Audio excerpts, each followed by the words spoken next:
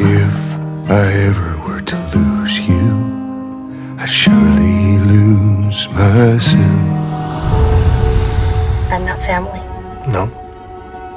Your cargo. And I believe, 'cause I can see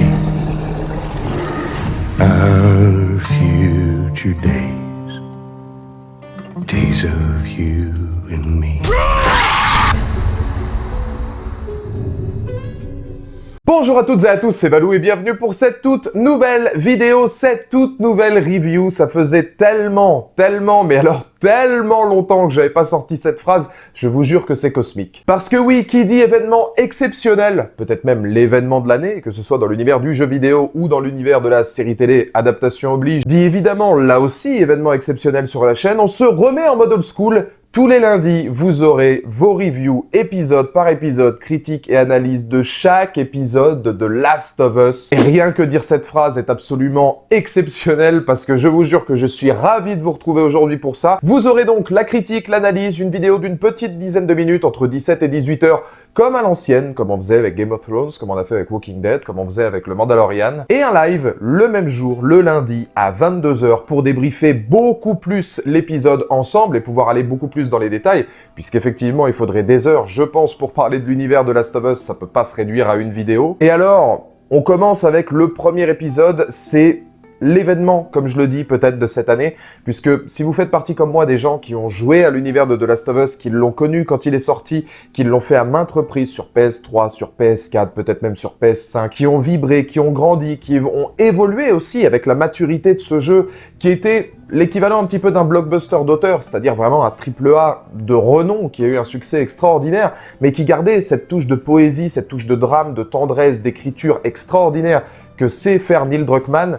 C'était forcément la série qu'on attendait probablement le plus cette année, ou en tout cas l'une des séries qu'on attendait le plus, parrainée par Neil Druckmann à l'écriture et à la réalisation, showrunné par Craig Mazin, qui était le showrunner de Tchernobyl, l'une des séries les plus adulées et l'une des séries les plus qualitatives d'HBO. HBO, évidemment, qui est là pour produire la série. On a Pedro Pascal, Bella Ramsey, Gabriel Luna, Nico Parker, un casting vraiment exceptionnel. Et ce premier épisode, qu'on attendait tous, évidemment, puisqu'on pouvait avoir moult théories, et ils nous ont plutôt bien eu, puisque je fais partie des gens qui considéraient que peut-être cet épisode serait l'équivalent de l'introduction du jeu vidéo de Last of Us, et qu'on terminerait pourquoi pas sur la mort de Sarah. Et il s'est avéré que non, donc ils nous ont plutôt bien surpris. C'est une critique que je vais scinder véritablement en trois, puisqu'il y a 3 segments bien distincts au cours de l'épisode. Mais si je devais le résumer en une phrase avec vous, ce serait un modèle d'écriture.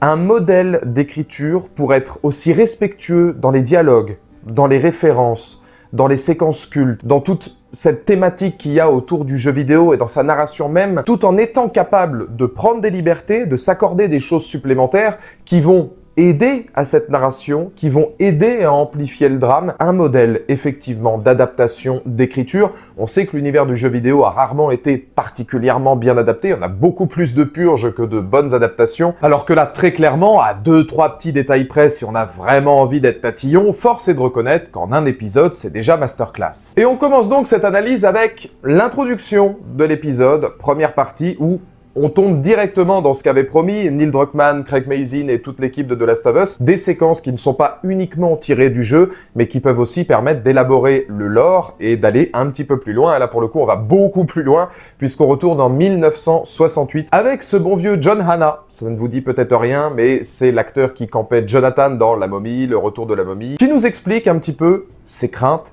ses frayeurs autour des champignons qui pourraient être, pourquoi pas, le danger numéro 1 dont devrait se méfier l'homme, notamment en cas de réchauffement climatique par exemple. Et c'est assez intéressant pour 2 raisons. Déjà, la première, pour comprendre un petit peu l'origine justement de cette pandémie, l'origine des champignons, il parle de cordyceps, etc. Il va faire les rapprochements par rapport aux fourmis. Alors ça, c'est des choses qui existent réellement, hein. Le cordyceps qui va prendre possession du corps de la fourmi, le dévorer de l'intérieur tout en le gardant son corps vivant, le manipulant, etc. pour finalement évoluer à travers lui. Ça, c'est des choses qui existent vraiment, c'est aussi le cas notamment sur les araignées. Et lui, ce qu'il pourrait redouter effectivement, s'il y avait voilà, une pandémie ou quelque chose de dramatique bactériologique, ce serait non pas, pourquoi pas, des virus dans l'air, etc., mais la présence de champignons qui pourraient contaminer les individus. C'est intéressant pour l'origine du virus parce que ça nous donne déjà des bribes de développement par la suite, mais c'est aussi très intéressant puisque je trouve que cette séquence-là, dans sa photographie assez chaude, dans son côté particulièrement posé où on va laisser la part belle au dialogue, aux discussions, c'est là que j'ai beaucoup retrouvé du Craig Mazin. J'ai retrouvé un petit peu cet état d'esprit dans la pellicule, dans la photographie et même dans le côté un petit peu dialogué, dans le côté débat qu'il pouvait y avoir aussi dans Tchernobyl, puisqu'on avait beaucoup de séquences tribunaux, etc. Je trouve qu'il y a ce côté un petit peu de Tchernobyl, un petit peu Craig Mazin dans cette introduction qui va amener petit à petit par la suite au générique. Et je suis obligé, évidemment, d'en parler, je suis obligé de faire une aparté. Mais quel plaisir de retrouver les notes emblématiques de Gustavo Santaolalla dès les premiers instants du générique, qui a été travaillé, ça il faut aussi le rappeler, mais je pense que vous êtes nombreux à l'avoir remarqué puisque c'est très similaire, par les équipes qui avaient concocté le générique notamment de Game of Thrones, de House of the Dragons, voire même de Westworld. On retrouve vraiment toute cette idéologie, on retrouve un petit peu cette esthétique, ce côté assez lent mais qui laisse la part belle à la musique et à tout le visuel créatif, cette retranscription, si vous voulez, visuelle d'une série de par son générique.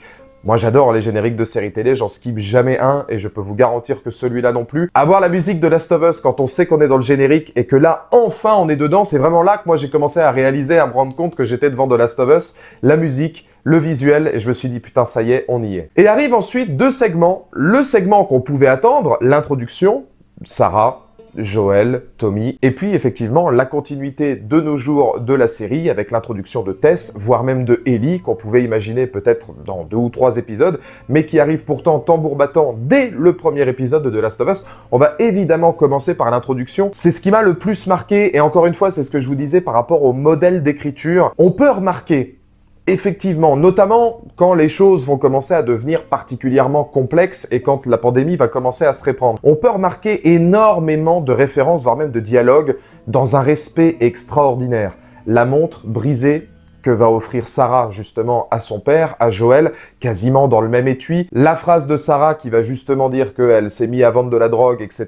pour pouvoir lui réparer sa montre, qui est une phrase, une réplique culte qu'il y a effectivement dans le jeu vidéo. Un peu plus technique, mais le DVD qu'il regarde, Curtis and Viper 2, est une référence directe à un dialogue d'Ellie dans The Last of Us 2, souhaitant voir ce film avec Joel. Même le t-shirt de Sarah avec la chanteuse est quasi identique à celui du jeu. La ferme en flammes au moment du chaos, les gens qui veulent monter à bord de la voiture, etc. Quand les choses vont commencer à déraper, on a aussi la présence du chien, on a tout le trajet en voiture, on va voir toutes les explosions, et puis la mort de Sarah qui est filmée au millimètre près de la même manière que dans le jeu vidéo, et c'est hyper impressionnant à regarder. Mention spéciale à l'émotion que procure Pedro Pascal, qui est déjà phénoménal en Joel. On a ce respect quasi religieux qui va justement d'autant plus être intéressant puisqu'on a cette ambiance, on a ce suspense. J'ai trouvé la photographie superbe, vraiment dans toute la scène, un peu moins par la suite, mais dans toute la séquence d'introduction, j'ai trouvé la photographie absolument magnifique, chaude, avant même les débuts de la pandémie.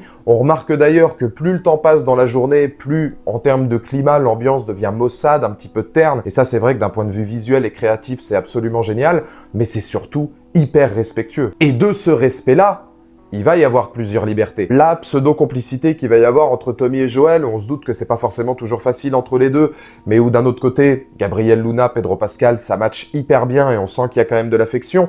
Quitte à parler d'affection, on sent qu'il y a une alchimie innée entre Sarah et Joel qui, pour nous en tant que spectateurs, qu'on ait joué au jeu ou qu'on n'ait jamais joué au jeu, va d'autant plus amplifier la mort de Sarah, puisque tout ça on ne l'avait pas, c'est-à-dire qu'on commençait le jeu, nous dans Last of Us, Sarah offrait la montre et puis elle partait se coucher, enfin c'était très rapide. Là on a beaucoup plus de temps pour mettre cette relation en œuvre, pour parler du quotidien de Sarah, pour mettre en avant le travail exceptionnel de Nico Parker, c'est l'actrice qui joue Sarah que j'ai trouvé formidable, du début à la fin, que ce soit vis-à-vis de son jeu ou que ce soit vis-à-vis du jeu de Pedro Pascal, enfin il y a énormément de choses qui sont hyper pertinentes, la manière d'amener très crescendo aussi, notamment par quelques petites séquences, et c'est là aussi que c'est bien de s'être accordé des libertés, l'arrivée du virus, les infectés. Je pense notamment à la distinction qu'il va y avoir où là, Sarah n'est plus chez elle, au moment où elle va découvrir le premier infecté, mais chez ses voisins. Alors avec la petite vieille là qui va devenir complètement malade, elle est vraiment possédée si j'ose dire, et puis c'est vrai que ça va ajouter quelque chose de supplémentaire à l'effroi, d'autant plus qu'il y a une scène que j'ai trouvée en termes de mise en scène géniale, c'est quand elle commence un petit peu à se transformer déjà dans un flou en 2e ou 3e plan de lecture, alors que Sarah, elle, est au premier plan du cadre. On la voit déjà qui commence plus ou moins à se transformer. ça donne une montée en place, si vous voulez, toutes ces libertés-là, une montée de la tension crescendo qui est hyper intéressante parce que justement, et c'est voilà, l'un des deux détails que j'ai trouvé, voilà, si je devais être un peu tatillon et titiller un petit peu l'épisode, j'ai trouvé que, hormis sur la séquence de course-poursuite avec Joel et hormis sur l'avion qui va s'écraser en ville, ça manquait peut-être un peu d'impact, d'envergure et d'ampleur dans la représentation du chaos qui arrive à cet instant dans la ville. On le ressent peut-être un petit peu moins que dans le jeu, même si on peut saluer l'effort fait sur les mouvements, les gestuels et le regard désinfecté. Parce que c'est vrai que dans le jeu, ça fourmille tellement de détails, puis en plus tu le joues toi en tant que joueur, donc c'est différent. T'as beaucoup plus de segments où Joel est à pied en train de lutter avec une multitude justement d'infectés, et puis alors tout part dans tous les sens, les gens se font dévorer à droite à gauche, etc. C'est vrai qu'il y a tellement de détails, il y a tellement d'ampleur, il y a tellement de frissons, et ça va tellement vite dans le jeu, que là j'ai trouvé ça beaucoup plus mesuré, beaucoup moins rythmé, et ça manquait peut-être un petit peu d'ampleur pour arriver justement à la mort de Sarah, où le premier réflexe que j'ai eu, quand j'ai vu évidemment la lumière sur la tête de Joel, là tu sais ce qui va se passer, je me suis dit « Ah, c'est rapide, finalement. » J'aurais peut-être imaginé qu'il y ait une ou deux péripéties supplémentaires où on est encore plus dedans. Mais c'est un tout petit détail, c'est vraiment un léger détail puisque la réalisation est superbe. La photographie, je l'ai dit, mais elle est vraiment léchée, chaude, et pour retranscrire justement cette atmosphère hyper suffocante. Et puis c'est encore une fois extrêmement fidèle au jeu vidéo, tout en étant capable de s'accorder quelques libertés qui sont les bienvenues pour amplifier toute la douleur qu'aura Joel par la suite et cette fin qui est implacable. Donc c'est vrai que l'introduction était peut-être l'une des scènes les plus importantes, je pense, pour The Last of Us pour amorcer les débats, et c'est réussi. Et par la suite, beaucoup plus lent, mais tout aussi intéressant. Là, c'est vrai qu'en termes de rythme, on est dans un rythme beaucoup plus calme qui va permettre de développer notamment les personnages, que ce soit Joel, que ce soit Tess, l'introduction de Marlène, l'introduction de Ellie. On est de nos jours, alors cette fois ça se passe en 2023, on n'est plus en 2013-2033, on est en 2003-2023, mais quand même 20 ans après, où on va découvrir un petit peu le quotidien de Joel. Et si j'avais un mot à dire, effectivement, sur la deuxième partie, c'est que j'ai trouvé ça beaucoup plus sombre. Déjà, ne serait-ce que par la séquence d'ouverture de cette deuxième partie, avec l'enfant qui est contaminé, et puis qu'on va finir par mettre dans le feu avec Joel, on reconnaît ses chaussures, voilà, la nana qui est juste à côté de lui, qui lui dit « Non, je peux pas mettre un enfant dans les flammes », puis Joel qui le fait. On sent qu'il est déshumanisé, on sent qu'il a vraiment encore énormément de trauma, alors que pourtant il est en train de mettre une petite fille dans le feu. On pourrait justement, puisqu'on le voit plusieurs fois qu'il a du mal à dormir, ça aussi dans le respect du jeu vidéo, on reprend ses insomnies depuis la mort de Sarah, il n'hésite pas à la mettre dans le feu. On va travailler aussi effectivement le côté beaucoup plus sombre qu'il peut y avoir sur sa manière d'être, même si on a quelques distinctions. Là on l'imagine peut-être un petit peu plus proche de Tommy, puisqu'il me semble que dans les jeux vidéo, il a quasiment perdu contact avec lui. Là, on sait que normalement, il l'appelle à peu près tous les jours, etc. et que justement, il s'inquiète pour lui. Il y a encore une fois quelques libertés qui sont prises, mais qui, à mon avis, aideront au futur du scénario, aideront au futur de la série par la suite, puisque 9 épisodes, je pense qu'ils auront le temps, en tout cas s'ils gardent cette chronologie où tout va quand même relativement vite, puisque on est quasi à la première apparition des claqueurs à la fin de l'épisode. D'ailleurs, le son nous le laisse imaginer dans cet environnement pluvieux et sordide. Occasion de dire que j'ai adoré le final, ultra fidèle au jeu, mais avec les flashbacks de trauma de Joel, ça offre vraiment quelque chose en plus d'hyper touchant sur sa violence et sa folie. Je pense qu'effectivement, s'ils gardent cette chronologie très rapide comme ça, il y aura peut-être le moyen de boucler l'intégralité du jeu en 9 épisodes, tout en étant capable de beaucoup plus développer certains personnages. Là, on peut parler de Tess aussi, effectivement, un petit peu plus développé de par le face-à-face qu'il va y avoir avec Robert, et surtout derrière vis-à-vis de Joel. Là, on voit qu'elle rejoint le lit de Joel, etc. C'est-à-dire qu'on est dans une relation où on le voit, c'est-à-dire que c'est plus uniquement d'un point de vue de détail, c'est plus uniquement dans le non-dit, etc. Là, c'est genre de choses qu'on va pouvoir peut-être vivre et qui vont amplifier sa fin possible dans le Capitole, tout en gardant un respect, encore une fois, qui est monumental. Je pense notamment à la séquence où Joel va avoir l'une des premières conversations qu'il a avec Ellie, et où il va lui dire « Je tue le temps, essaie de t'occuper en faisant la même chose ». Voilà, « Je tue le temps », c'est exactement ce qu'il lui disait dans le jeu vidéo. On retrouve des décors aussi, parce que ça, j'en ai pas parlé et dans l'introduction, mais c'est beaucoup plus probant, effectivement, quand on arrive en post-apo. Les décors qui ont une retranscription, justement, de cet univers qui est hyper minutieuse, hyper technique. Encore une fois, on sent qu'ils ont vraiment fait un travail exceptionnel pour retranscrire finalement cet univers. Les dires sur les lucioles, les logos des lucioles, enfin ça fourmille. Là pour le coup, ça fourmille de détails de partout, sur les murs, etc. Les logos des lucioles, si vous avez peur ou si vous êtes dans l'obscurité, regardez la lumière, etc. On voit beaucoup plus dans cette série et dans le peu de temps qu'on y est, le quotidien justement de ces gens dans ces campements, qui est un quotidien hyper difficile, les pendaisons, etc.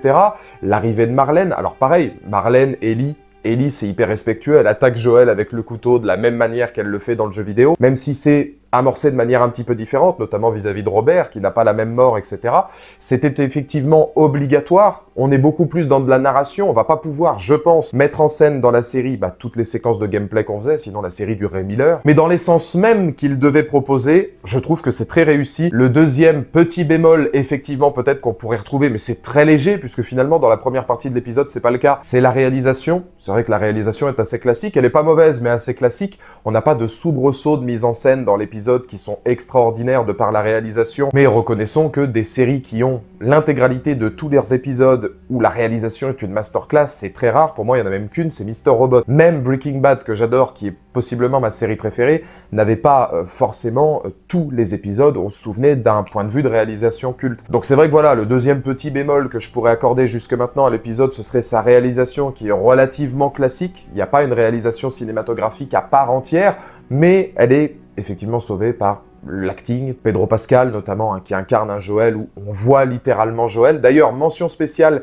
si vous le regardez en VO ou en VF, sachez que en VF, c'est Boris Rélinger qui a la voix de Joel, donc c'est la voix notamment de Colin Farrell, une voix que vous avez certainement déjà entendue. Quitte à ne pas avoir Cyril Monge, parce qu'on était dans quelque chose de différent, je trouve que c'est plutôt pas mal. J'ai regardé, moi, 90% en VO, mais sur la fin, j'ai remis quelques scènes en VF, histoire de me donner un petit peu une idée de ce que ce serait aussi en VF. Et sachez que la VF de Ellie n'est pas Adeline Chetaille qui faisait la voix de Ellie dans les jeux, donc ça c'est dommage. Mais d'un autre côté, vis-à-vis de Bella Ramsey, c'est forcément un petit peu plus compliqué. Par contre, ils ont choisi une VF qui lui ressemble quand même grandement. Donc je trouve qu'au niveau du travail de la VF, sachant qu'ils ont été obligés de faire très vite, c'est plutôt pas mal. Et ça me laisse justement l'occasion de finir cette critique avec l'acting, effectivement. Pedro Pascal, où on voit un Joel de manière instantanée dans les mimiques, dans les attitudes, etc. Mais là où j'ai surtout envie d'établir déjà un immense point positif, c'est Bella Ramsey. Bella Ramsey doit être là à peu près un quart d'heure dans l'épisode, elle est déjà Ellie.